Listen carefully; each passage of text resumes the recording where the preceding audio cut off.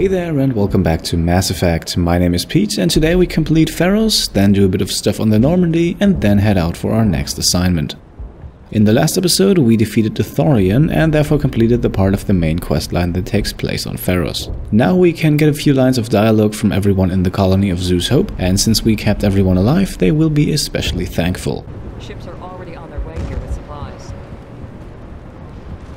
Thank you so much. Now Exogeny will pour the money in. We'll be able to rebuild and then some.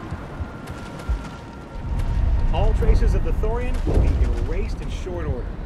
Feros will have a second chance thanks to you.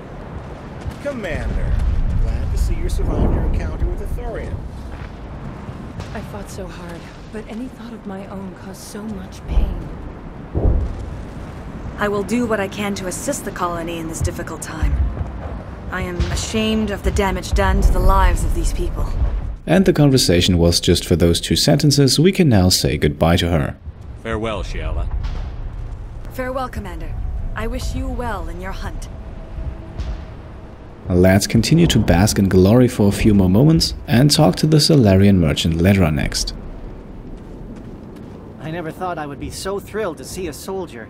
Forgive my previous inaction, but under the Thorian's influence, every thought was examined and filtered. Now we could sell a bunch of stuff here, but I'd rather do that on the Normandy, so let's ask him about his plans for now. What will you do now that the fighting is over?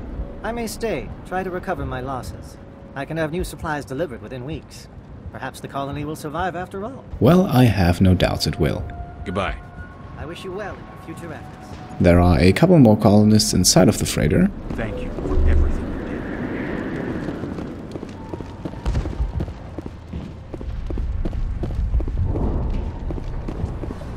Thank you for everything you tried to do here.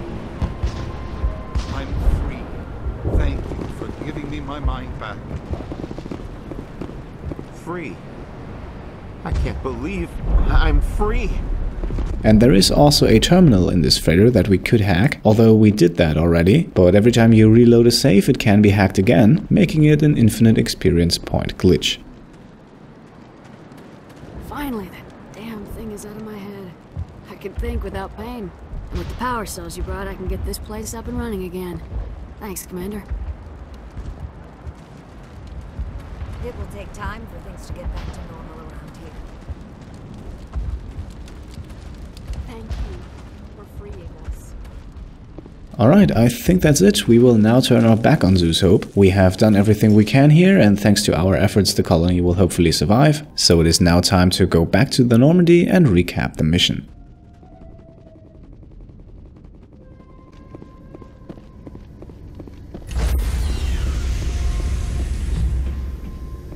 Stand by, shore party.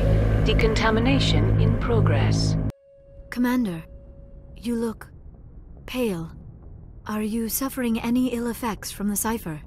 And I think it doesn't hurt to admit that the events on Feros left a bit of a trace. The cipher shook me up a bit. I might be able to help you. I am an expert on the Protheans. If I join my consciousness to yours, maybe we can make some sense of it. Well, that certainly sounds like a plan, so let's go ahead and do it. Do it. Hurry. We don't have much time.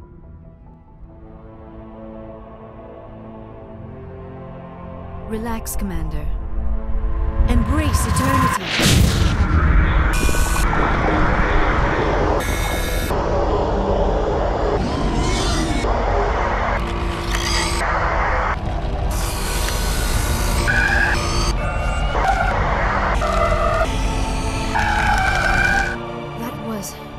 Incredible. All this time, all my research, yet I never dreamed. I am sorry. The images were so vivid. I never imagined the experience would be so intense. You are remarkably strong-willed, Commander. What you have been through, what you have seen, would have destroyed a lesser mind. Come on, get to the point. What did you see? The beacon on Eden Prime must have been badly damaged. Large parts of the vision are missing. The data transferred into the commander's mind is incomplete. So was there in fact anything you could make sense of? You sure you didn't come across any kind of clue or hint? Something we might have missed? Everything I saw you already know. You were right about the Reapers. the Protheans were destroyed by a race of sentient machines. I think it is obvious there is a connection between the Reapers, the Prothean extinction, and the Conduit, but I did not see anything that would help us find it. Well, that certainly did not help us out, so how do we proceed now? What's our next move? I was able to interpret the data relayed through your vision, what was there at least, but something was missing. Saren must have the missing information. Maybe he found another beacon. If we can find the missing data from your vision, I can... Oh. I am sorry. The joining is exhausting. I should go to the medical bay and lie down for a moment. Dr. Chakwas should take a look at you. That will not be necessary. I just need some rest. Somewhere quiet. Now, interestingly, Shepard does not seem to be so shaken up, so let's ask why that might be the case. Are you sure it was the joining? I feel fine. Your role in our communion is passive. I am the one who must submerge myself in your mind, drown myself in your thoughts. It is more difficult than it looks. The human subconscious instinctively resists the joining, Commander. A strong personality like yours makes it even harder. Alright then, let's end the meeting right here and dismiss our crew. We're done here. Dismissed. I've sent off the Feros report, Commander. You want me to patch you through to the Council? And of course we do. Patch him through, Joker. Setting up the link now, Commander. Commander, Exogeny should have told us about the Thorian. It would have made your job much easier. You might have been able to capture it for study instead of destroying it. Now, the Renegade option here actually allows us to grab more Paragon points than any other option, so let's go Renegade first. The only reason to study a creature like that is to figure out how to kill it. Yes, kill it. That's how you humans usually deal with things you don't understand. And then Paragon 1. The Thorian wasn't complicated. It enslaved and killed innocent civilians. Perhaps it's for the best then. At least the colony was saved. Of course it was saved. Shepard would go to any lengths to help a human colony. And Paragon number 2. And by not choosing the Renegade option first, only the second Paragon choice would be available. Being human had nothing to do with it. They were in trouble. Admirable. But sometimes Spectres have to make sacrifices. I hope you're willing to do that when the time comes. Goodbye, Commander. We will be waiting for your next report. And here we are, 2 Renegade and 4 Paragon points is the maximum amount of morality points we can get from this conversation. So now let's just get a few thoughts on the mission from our crew. Not everyone has to say something, but a few key individuals have. And the first one is right here in the cockpit, and it's Joker. Hey Commander, next time we touch down, let's try not to park the ship in a colony of mutant zombies. Just thinking out loud here. Well, thank you for the insight. That is actually already everything we came for. I have to go. Alright, see you. Alright, up next is Kaden, and let me speed things up a bit until we get to him. Both Kaden and Ashley always have something to say after completion of a main plot world. It's usually not much, but a nice piece of insight nonetheless.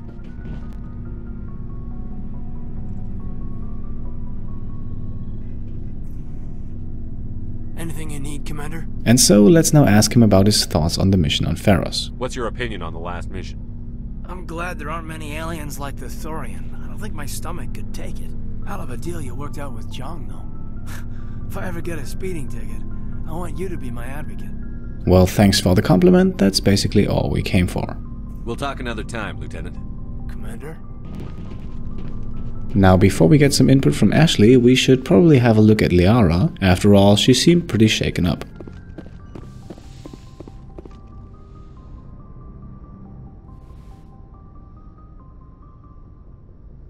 Commander, are you coming to check up on me?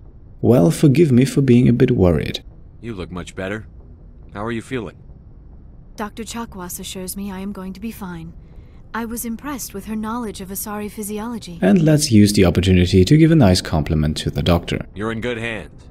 Dr. Chakwas knows what she's doing. I get the feeling you want to ask me something, Commander. Actually, no, we do not. There is currently no question that you haven't answered already. I should go. Goodbye, Shepard. And now it is time to talk to Ashley, so let's once again fast forward things slightly. Commander? And once again, just like with Kaden, we will ask her about the mission on Feros. What's your opinion on the last mission? Gotta admire those colonials. That's about the worst place for a colony I've ever seen.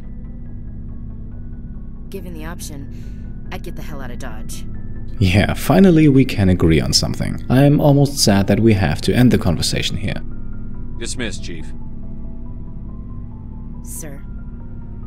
Now off-screen I did a bit of equipping, nothing major however, just slight changes, just the occasional weapon or armor upgrade, since we collected quite a bit of stuff on Feros and I haven't had a chance to equip anyone but Kaden and Rex for the last few episodes. And since we collected so much, it now only makes sense to sell a bunch of stuff. Looking for supplies? Not really, more for good hard cash. Let's see what you've got. You bet, Commander. Alright, let's begin the selling, and you might have just caught a glimpse at the HMW weapons. That is Spectre gear, and available only with him and on the Citadel. It is, however, only the advanced Spectre gear and not the master level Spectre gear, and so we won't buy anything until we have the master level available. That will be at level 50, we are currently at 41, so it's a bit down the line, but then again not too far away. Alright, we just sold items worth roughly 1 million credits, and we now have almost 3 million available. Maybe they should have just added an option to bribe Saren into submission. Now, we have a bit of time left in this episode, and there is one assignment that is relatively close by, and also pretty quickly completed. So let's make our way over to the galaxy map and finally leave Feros.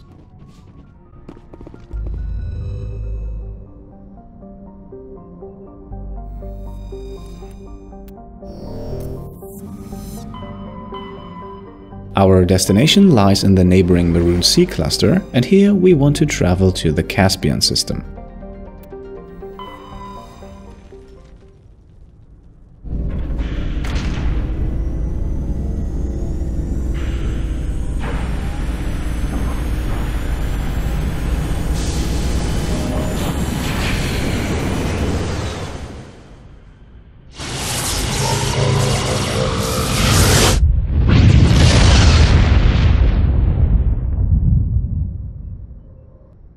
You can see it in the galaxy overview already, there is a ship for us to board. Before we approach though, we can collect a Turian insignia on Antida, some iridium on Klotanka, as well as some gold here on Farnuri or Fenuri.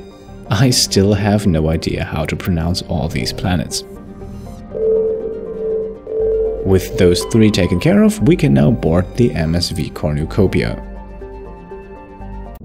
And we want to go heavy on biotic crowd control with some anti-synthetic abilities as well, so Liara is a good and Kaden is a great choice. Now before we proceed, let's equip everyone with anti-synthetic tungsten rounds, and then spend some level up points on Liara. We have 7 to spend and I would like to put them all in lift. That will unlock advanced lift and leave us with 4 more points until we have the skill maxed out, and then we might be able to unlock electronics and grab overload for her. Now the mission on the ship is pretty straightforward. We have to fight a bunch of enemies, loot the place and then exit again. To get prepared, we will enter this hallway here, tell Liara and Kaden to stay put and then advance with Shepard on his own. We will want to go through the door here and then to the left, which will soon activate the first group of enemies. And yes, those are Husks and quite a bunch of them. We will now retreat to our squad mates, which will put the Husks in a situation where they have to close quite a bit of distance until they reach us. They have no long-range attacks, so they have no other choice but to pursue, and that leaves them at the mercy of the combined power of 2 biotics and Commander Shepard. Now we have already dispatched of the first group, but believe me, there are quite a few more. We have also earned ourselves a level up, so let's get that out of the way first. With Shepard, we will spend our very first point in sniper rifles. I would like to get at least advanced assassination with him, and then we can see where we go from there. With Kaden, we grab 1 more point in medicine on our way to advanced neural shock, and with Liara, the point goes just like the 7 before in lift. Now, since there is no immediate danger, we are not officially in combat, which means we have to tell Liara and Kaden to stay put 1 more time, before we then go out with Shepard to lure in the next group of enemies. Before retreating completely, we will wait for them to pursue a bit, as that allows us to deal at least a tiny amount of damage with the explosive container here. Then we can go back, regroup our squad, and wait. And here they are, 5 Husks join us, but with the tactical use of our abilities, they are no match for us. The number 1 priority in this fight should be to keep the Husks away from the squad, as you only need to catch 2 tech explosions for Kaden and Liara to go down. 1 more and it's game over for Shepard as well. Therefore, biotic abilities like Throw, Lift or Singularity are very useful. Alright, that is the second group down, and once again we have to tell Liara and Kaden to hold their positions. The left side of the cargo room is a dead end and there are no more enemies present there, so for more combat we now have to turn right. And here you can see it, Shepard had 5 bars of shields and full health, and he just got caught with a single tech explosion, and that is what we're left with. So once again, do not let a Husk get close. Now, by the way, while we have to wait for the enemies to approach here, if you're following this walkthrough and you get scared pretty easily, then this assignment might be a bit uncomfortable for you. My tip would be to memorize the spawn points of the Husks, so you know that once you enter a certain area, all of them will appear and start screaming at you at the same time. I actually remember being caught off guard by that myself when I first played this mission when the game came out. Now, one more time, we have to lure a few Husks out, and it seems like the group that was hiding on the right here did not follow us entirely. So we just activated 3 more Husks, but it's not actually a guarantee that you can split this group up. It might also happen that you get them all on the first try. Then of course you will fight 6 of them at the same time.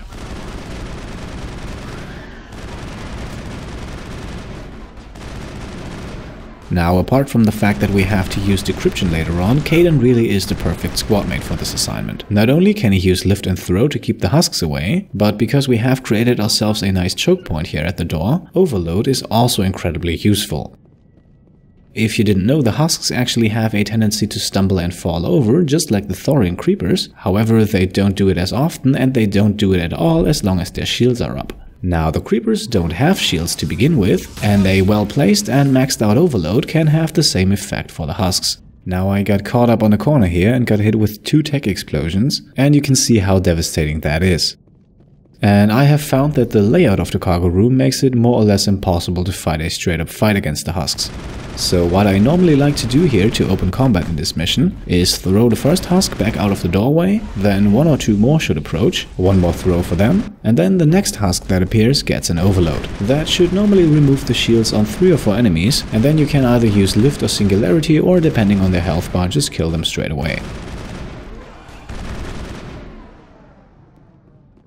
Alright, that is another group of enemies down, and if I'm not mistaken, there are now only 2 more left. And since luring them out will now take longer and longer, because they are spawning further and further in the back of the cargo room, let's actually speed things up until we get them back in our little corridor.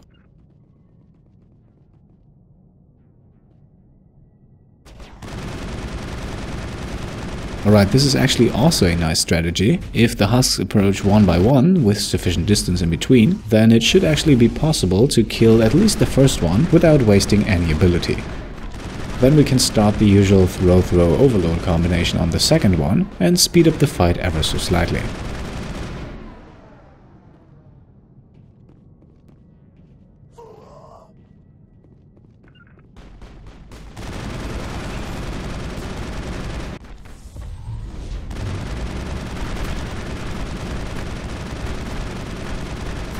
Alright, that is the last Husk of this group down, and while he's clinging to the ceiling here, that gives me time to talk about the little bug in this area. In several of my training runs, I actually managed to catapult 1 or 2 Husks through the ceiling, and either just to the outside of the ship, or even right into space. That makes them impossible to hit, and needless to say, that can be pretty annoying. Not only for the XP, but also if you try to record something.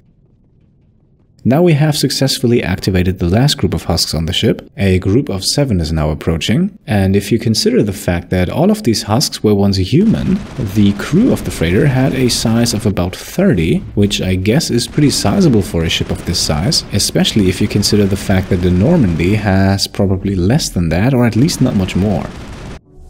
But then again, I guess this has more to do with the game not being able to display this many crew members, as simulating a crew of 50 or even well over 100 would be pretty taxing, I assume.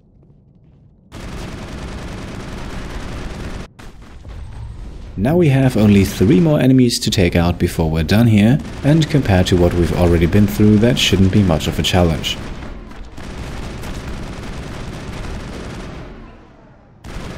And yes, that is basically the mission taken care of. Now we can proceed to loot the ship, and to do so, let's quickly run through the cargo bay and into the other end of the ship.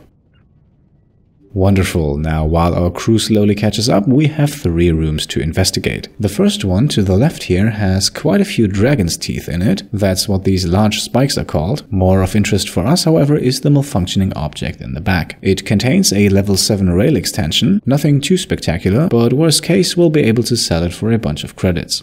Now, the opposite room looks very similar, but instead of 1, it has 2 containers. In the back on the right, we have once again a malfunctioning object, and right next to it is one of the reasons we brought Kaden along, a storage locker secured behind easy decryption. Inside, a wide array of sniper rifles, but I think I'll have a look at those off screen once we're back on the Normandy. Now, our crew has also caught up with us, and 1 room still remains, and that is the cockpit. The logs show this ship was exploring near the Perseus Veil. Looks like they found some kind of alien artifact. They brought it on board, and then... This makes no sense, Commander. They've plotted a course straight into the Perseus Veil, like they wanted the Geth to find them. Well, it seems to me like they were under the control of the Geth already at that point. That artifact must have done something to them. Why else would someone fly into Geth space? The entries don't make a lot of sense after that. It's like the captain's mind was falling apart. It doesn't say anything about how they got back into our territory. The Geth transformed them into husks and left the vessel where they knew it would be found. A warning to other organics not to enter the Veil. And yes, a very convincing explanation by Liara here. Seems like the MSV Cornucopia was indeed used as a warning sign. And that pretty much concludes the UNC Derelict Freighter assignment. The only thing left for us to do now is to head back to the ship's entrance and go back to the Normandy.